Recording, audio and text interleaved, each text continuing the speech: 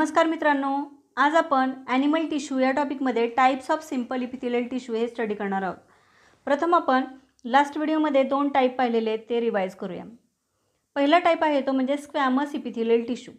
आता हे squamous epithelial tissue these are also called as pavement epithelial tissue. याला आपण पेवमेंट इपिथेलियम असं का म्हणतो? Because it look like a pavers.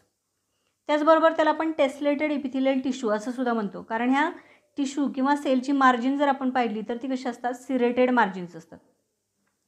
Centrally place single nucleus present असलेले दिसतो।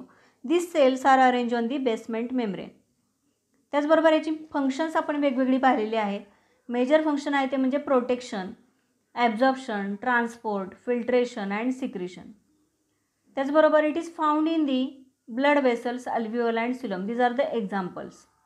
त्यानंतर नेक्स्ट टाइप आहे तो म्हणजे क्युबॉइडल इपिथेलियल टिश्यू।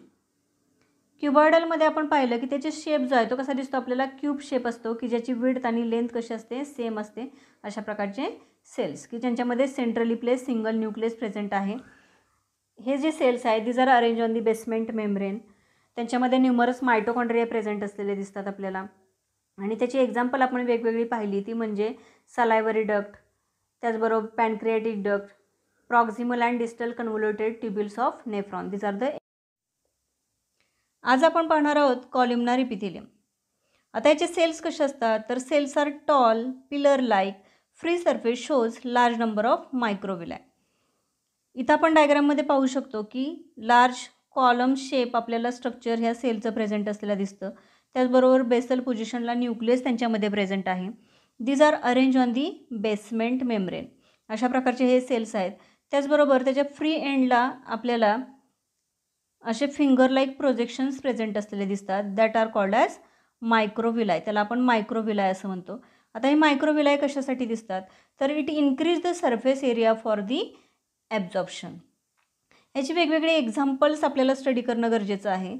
कुठली एक्झाम्पल आहे त्याची? तर inner lining of intestine, gall bladder, gastric glands and intestinal gland. म्हणजे डायजेस्टिव्ह सिस्टीममध्ये आपल्याला हे कॉलमनर इपिथेलियल टिश्यू पाहायला मिळतात। कारण इंटेस्टाईनमध्ये जनरली फूड ॲब्झॉर्प्शन हे महत्त्वाचं फंक्शन असतं आणि ते ॲब्झॉर्ब करण्यासाठी त्या ठिकाणी आपल्याला असं फिंगर लाईक प्रोजेक्शन किंवा मायक्रोविलाय या सेल्समध्ये प्रेझेंट असलेले दिसतात। त्याचबरोबर गॉबलेट सेल हे सुद्धा कॉलमनार इपिथेलियमचंच मॉडिफिकेशन असलेलं दिसतं, कारण गॉबलेट सेल काय सिक्रेट करतात? इट सिक्रेट द म्युकस आणि त्यामुळे इंटेस्टाईन जे असते त्याला प्रोटेक्शनचं काम ती म्युकस मेम्ब्रेन तिथे करत असतो।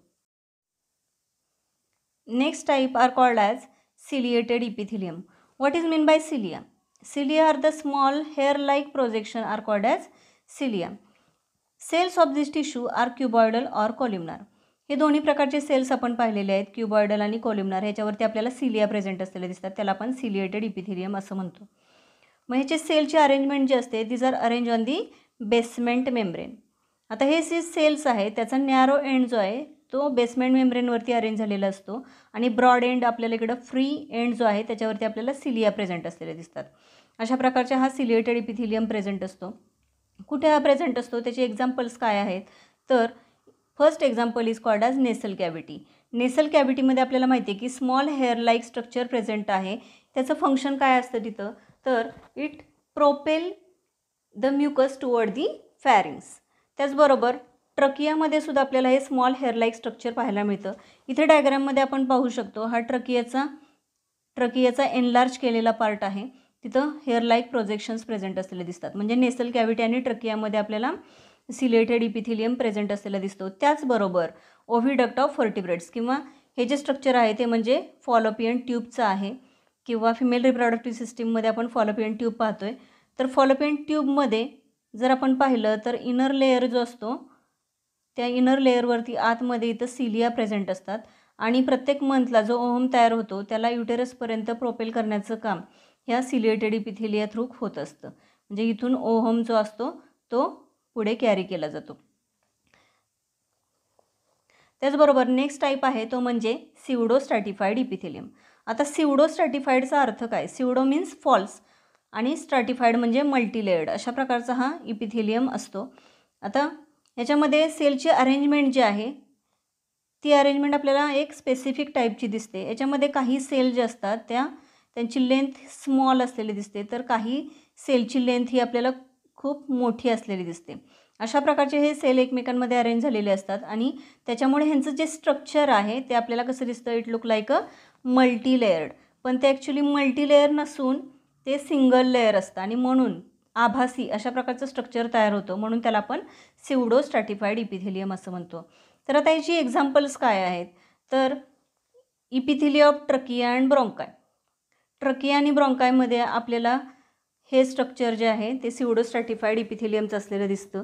त्याचबरोबर ऑलफॅक्टरी इपिथेलियम आणि eustachian tube, these are the examples.